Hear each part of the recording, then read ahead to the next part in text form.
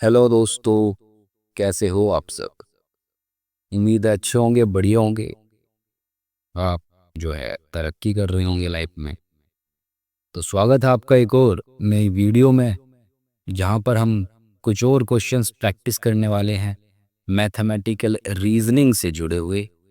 ये basically previous year questions ही है जो कि यूजीसी नेट के पेपर 1 में पूछे गए हैं। तो चलिए डिस्कस करते हैं। पहला क्वेश्चन सॉल्व करते हैं। इसे क्या है? The two cities P and Q are 360 km apart from each other. A car goes from P to Q with a speed of 40 km per hour and returns to P with a speed of 60 km per hour. What is the average speed of the car? बोला गया है दो शहर P और Q एक दूसरे से 360 kilometre दूरी पर है। एक कार P से Q तक 40 किलोमीटर प्रति घंटा की चाल से जाती है और P पर वापस 60 किलोमीटर प्रति घंटा की चाल से आती है। कार की औसत चाल क्या है? एवरेज स्पीड क्या है? ये हमें बताना है।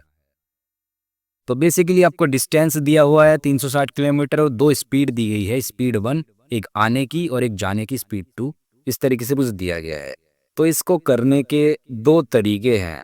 पहला है फॉर्मूला बेस्ड और दूसरा है बिल्कुल बेसिक से। अगर तुम्हें फॉर्मूला नहीं आता, भूल जाते हो अगर फॉर्मूला, तो उस तरीके से आप कर सकते हो। तो पहले हम फॉर्मूले वाले तरीके से करेंगे और ये फॉर्मूला जो है तभी लग सकता है जब इक्वल डिस्टेंस पर दोनों स्पीड दी गई हो, यानी कि जब डिस्टेंस जो है वो सेम ट्रेवल करना हो और स्पीड अलग हो, तब जो एवरेज स्पीड निकालते हैं उसका एवरेज स्पीड का फॉर्मूला कुछ इस प्रकार होता है। एवरेज स्पीड होती है 2 into S1 into S2 upon S1 plus S2। यहाँ पर क्योंकि डिस्टेंस सेम है, जैसे वो P से Q में जाता है तो 360 किलोमीटर ट्रैवल करना पड़ेगा और Q से P की तरफ भी आएंगे तो भी 360 किलोमीटर ही ट्रैवल करना पड़ेगा। तो डिस्टेंस सेम रहेगा, जहाँ पर ये फॉर्मूला लग जाएगा। तो S1 क्या है? हमारी S1 जो है पहली स्पीड है 40 किलोमीटर पर आवर, जो कि जाने की स्पीड है, और 60 किलोमीटर पर आवर ये आने की स्पीड है। तो S1 और S2 दी गई है और फॉर्मूले में पुट कर देंगे उसे। 2 इंटू 40 इंटू 60 अपॉन 40 प्लस 60। ठीक है, तो 2 चौके 8, 8 छः 48, 2 जीरो लग जाएगी 4800 अपॉन 40 प्लस 60 हो जाएगा 100। 2 जीरो से 2 जीरो आपकी कैंसिल आउट हो जाएगी। 48 किलोमीटर पर आवर आपका आंसर आ जाएगा, ऑप्शन नंबर बी। अब दूसरा तरीका क्या है इसको करने का? वो है दूसरा तरीका बिल्कुल बेसिक से। अगर फॉर्मूला आप भूल जाते हो एग्जाम में तो ये तरीका आप लगा सकते हो। आपको पता है जो टाइम निकालने का फॉर्मूला है वो क्या है? Distance upon speed. अब डिस्टेंस दी गई है 360 किलोमीटर, जो कि P और Q के बीच की डिस्टेंस है, दो शहरों के बीच की। सेम ही रहेगी, P से Q की तरफ जाओ, Q से P की तरफ जाओ। तो यहाँ पर जब तुम P से Q की तरफ जाते हो तो टाइम 1 लगेगा। यहाँ पर डिस्टेंस 360 रहेगी और स्पीड 40 किलोमीटर पर आवर, ये पहली स्पीड थी। तो यहाँ से हमें 9 घंटे लगेंगे जाने में। ये निकाल लिया हमने। अगर टाइम 2 की बात करें, जो आने वाला समय है, यहाँ पर भी डिस्टेंस रहेगा सेम और स्पीड यहाँ पर S2 हो जाएगी। तो 360 अपॉन जो S2 थी, आने वाली स्पीड थी वो 60 थी। यहाँ से हम निकालेंगे तो 6 आवर्स हमारा जो है टाइम लगेगा। अब एवरेज स्पीड में हमें टोटल डिस्टेंस और टोटल टाइम लेना पड़ेगा, तब जाकर आपकी एवरेज स्पीड यहाँ से निकल जाएगी। स्पीड का फॉर्मूला होता है आपका डिस्टेंस अपॉन में टाइम। तो डिस्टेंस कितना है? डिस्टेंस आने और जाने का दोनों का टोटल लेना पड़ेगा, क्योंकि टाइम भी टोटल लोगे तभी आपकी एवरेज स्पीड आएगी। तो 360 प्लस 360 अपॉन में टाइम 1 और टाइम 2, यानी कि 9 प्लस 6 हो जाएगा। 360 और 360 होते हैं 720 और 9 6 होते हैं 15। 15 से इसको डिवाइड करेंगे तो कितना जाएगा? 15 चौके 60 और कैरी 12, जीरो यहाँ पर आ गया तो 120। 15 अट्ठे 120, यानी 15 एग्जैक्ट 120 होता है। तो 48 किलोमीटर पर आवर आपकी ये एवरेज स्पीड आ जाएगी। दोनों तरीकों से सेम आंसर आएगा आपका 48 किलोमीटर पर आवर। तो पहला तो जो है फॉर्मूला बेस्ड था, अगर ये इजी लगे तो इससे कर लो, अगर बेसिक से जाना है तो बेसिक से चले जाओ। वैसे ज़्यादा इजी फॉर्मूला वाला ही था, लेकिन फॉर्मूला अगर भूल जाते हो तो ये आप इस तरीके से कर सकते हो बेसिक से।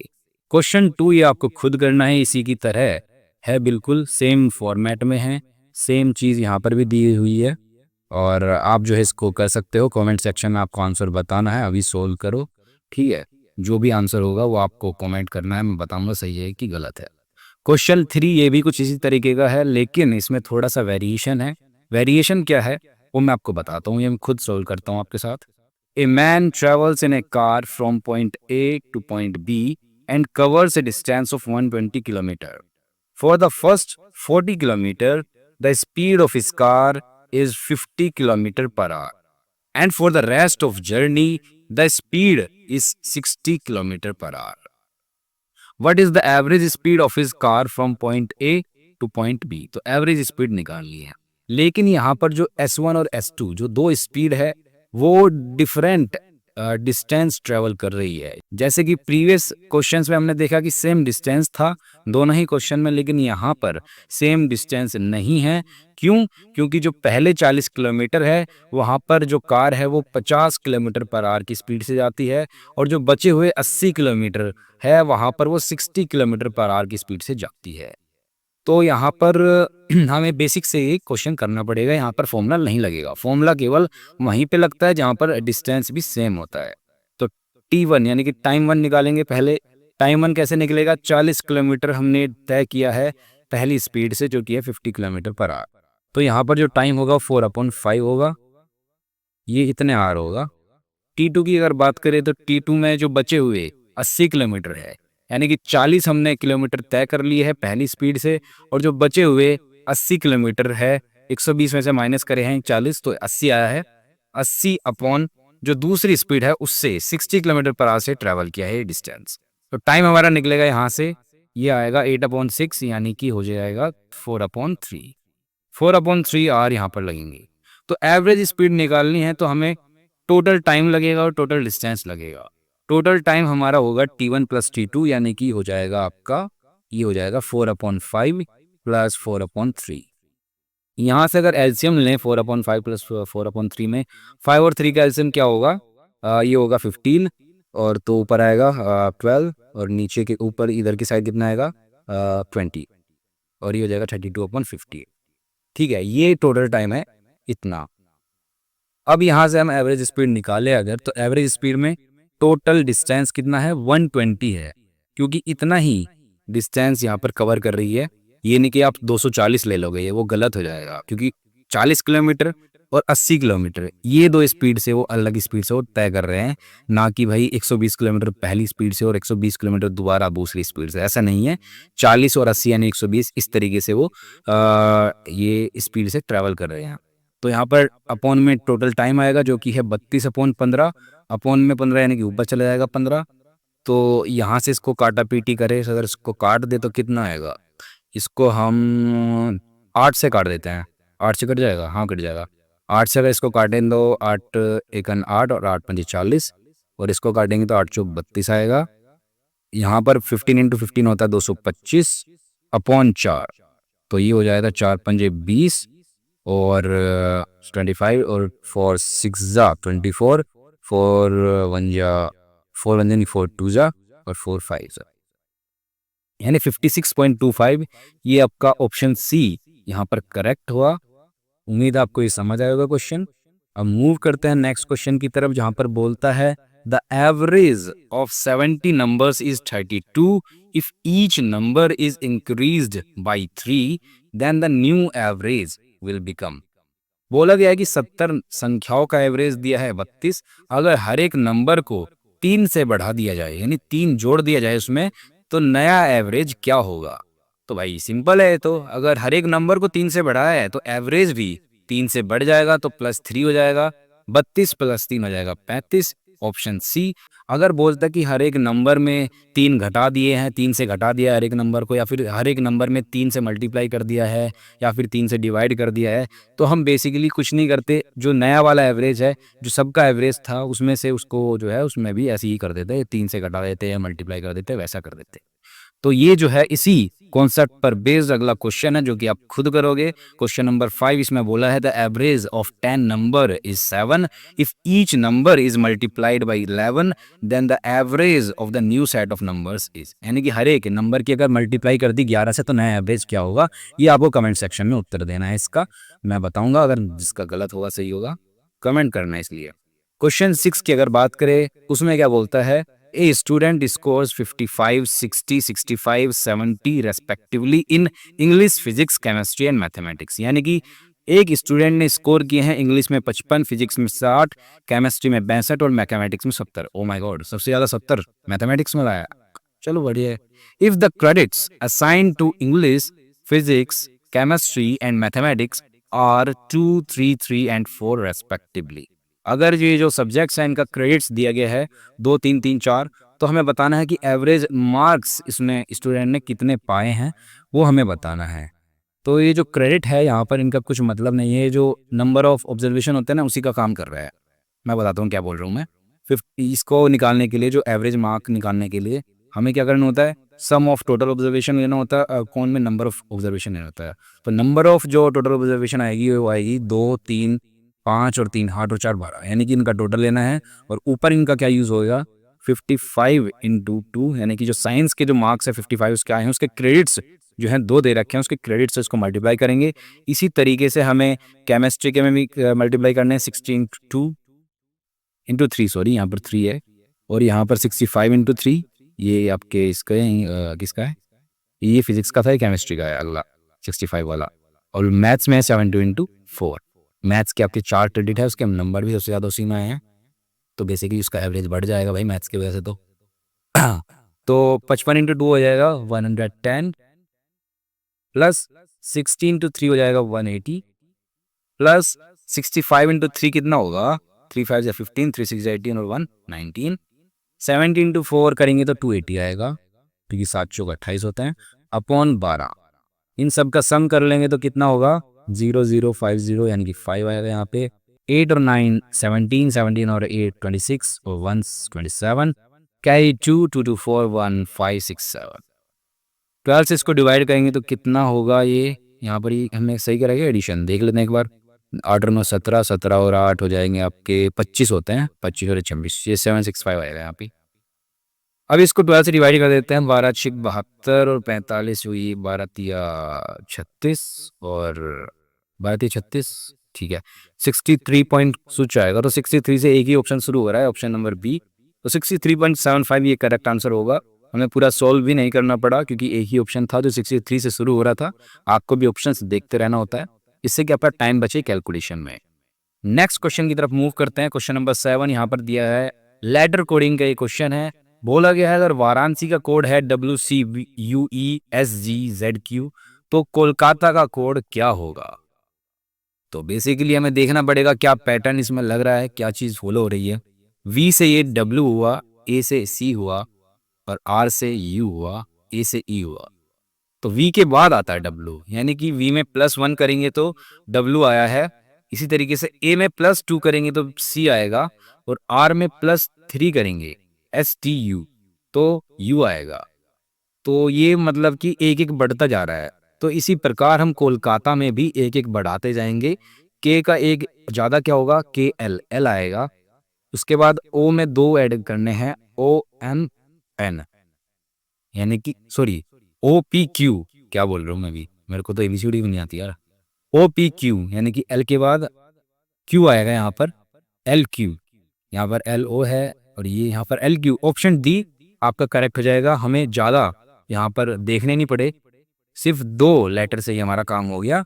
तो आपको भी देखना है, सब सारा सोल्व नहीं करना होता, जितना हमें ज़रूरत है उतना ही सोल्व करना होता है, जिससे हमारा आंसर आ जाएगा।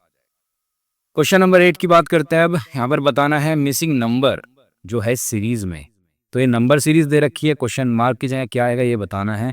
2 10 30 68 130 222 222। तो इसके बाद क्या आएगा ये बताना है बेसिकली। तो ये जो है ऑलमोस्ट ट्रिपल नहीं, हाँ ट्रिपल से भी कितना 4 ज़्यादा है, या फिर ऐसा कह लें कि 2 की क्यूब से भी 2 ज़्यादा है। यहाँ पर ये ट्रिपल है, ये फिर इसका 2 गुने से थोड़ा ज़्यादा है। तो ये मल्टीप्लाई वाला तो लॉजिक लग नहीं रहा है यहाँ पे। अगर हम 10 को देखें तो ये 2 की क्यूब से 2 ज़्यादा है, और 3 की अगर बात करें तो 3 जो है ये 3 की क्यूब होती है 27, इससे 3 ज़्यादा है।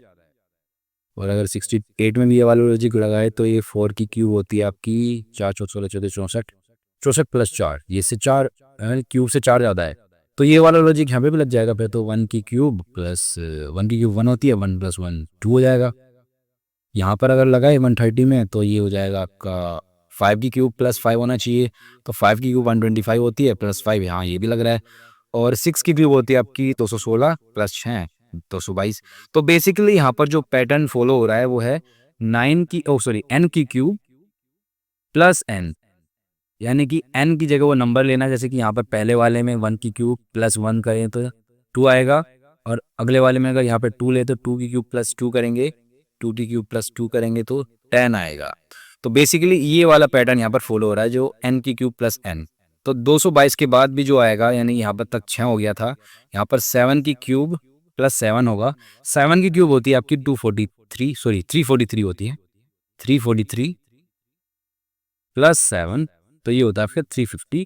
350 ऑप्शन ए दे रखा है। तो इस क्वेश्चन को करने में कुछ नहीं था, आपको क्यूब्स याद होने चाहिए। क्यूब्स अगर आपको याद है, क्यूब रूट्स, तो आप कर सकते हैं। इसी तरीके से आपको स्क्वायर रूट्स भी आपको याद आने चाहिए, तभी ये लेटर सीरीज के क्वेश्चन कर पाओगे। सॉरी, नंबर सीरीज के क्वेश्चन, क्या बोल रहा हूँ यार आज। क्वेश्चन नंबर 9 की अगर बात करें तो यहाँ पर भी लेटर सीरीज नंबर सीरीज है। नंबर सीरीज है, यहाँ पर क्वेश्चन मार्क की जगह बताना है क्या आएगा। 4 6 12 14 28 30, 4 के बाद 6 हुआ, 6 के बाद 12 हुआ, 12 के बाद 14 हुआ, 14 के बाद 28 हुआ। तो यहाँ से क्लियरली विजिबल है कि 6 का 2 गुना होता है 12, यानी इंटू 2 आया। 14 का 2 गुना होता है 28, तो यहाँ पर तो 2 गुना, यहाँ पर 4 2 6 है, और ये 12 और 2 14 है यहाँ पे, और ये 28 और 2 30 है।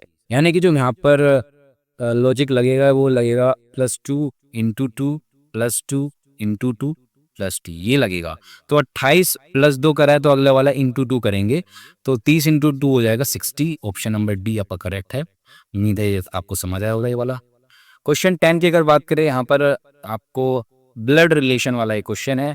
P and Q are brothers, R and S are sisters. The son of P is brother of S. Q is related to R as. बोला गया है कि P और Q अगर भाई है और R और S अगर सिस्टर है, और son of P is the brother of S, तो बताना है कि Q कैसे R से रिलेटेड है। तो इसको पहले देख लेते हैं। P और Q जो है भाई है, भाई है यानी लड़के हैं आपस में। P और Q इनका मम्मी पापा कोई होंगे, तो इस तरीके से यहाँ पर पेडिग्री चार्ट में इसको इस तरीके से दिखाते हैं। R और S बहनें हैं, R जो है S बहनें हैं। R और S को मैंने सर्कल से दिखाएंगे कि लड़कियों को पेडिग्री चार्ट में सर्कल से दिखाते हैं। आपका मन करे किसी से भी दिखा लो, तो आंसर देना है यार एटलीस्ट बाद में, ठीक है। ये मैंने 12th क्लास में सीखा था बायोलॉजी में, तो पेडिग्री चार्ट ऐसे बनाते थे। तो ये भाई है तो इसको इस तरीके से दिखाया, इनके कोई मम्मी पापा होंगे तो उनका जो है शादी हुआ होगा, मेटिंग हुआ होगा, तो उनको इस तरफ लिखेंगे मम्मी पापा को, ठीक है। वो उसकी ज़रूरत नहीं है अभी, यहाँ पे डेटा के आधार पे हम लिखेंगे। The son of P is brother of S। The son of P is brother of S, इसका जो बेटा है, यानी इससे इसकी किसी से शादी हुई होगी, उससे बेटा हुआ होगा, उस बेटे उसका जो बेटा है, ये बेटा है वो जो है ब्रदर है S का भाई है, ये जो भी है, ये X मान लेते हैं, इसका भाई है, यानी कि ये भी C के बच्चे हैं। अगर ये इसका भाई है तो P के 3 बच्चे हैं, R और S बहनें, और X एक उनका लड़का, 2 लड़की 1 लड़का। तो बोला है कि Q जो है यानी उसका जो P का भाई है वो R से कैसे रिलेटेड है। R जो वो लड़की थी, यानी कि वो उसका चाचा लगा बेसिकली, तो चाचा लगा वो उस लड़की का, क्योंकि वो P का भाई है और वो R जो है वो P की लड़की है। तो C ऑप्शन यानी कि अंकल करेक्ट हो जाएगा यहाँ पर। अब बात करते हैं नेक्स्ट क्वेश्चन की, क्वेश्चन नंबर 11। ये भी ब्लड रिलेशन पर है। A is the sister of B, F is the daughter of G, C is the mother of B, D is the father of C, E is the mother of D, A is related to D as। तो बताना है A D से कैसे संबंधित है। तो ये जो डेटा दिया गया है इसके आधार पर पहले हम एक पेडिग्री चार्ट बना लेते हैं।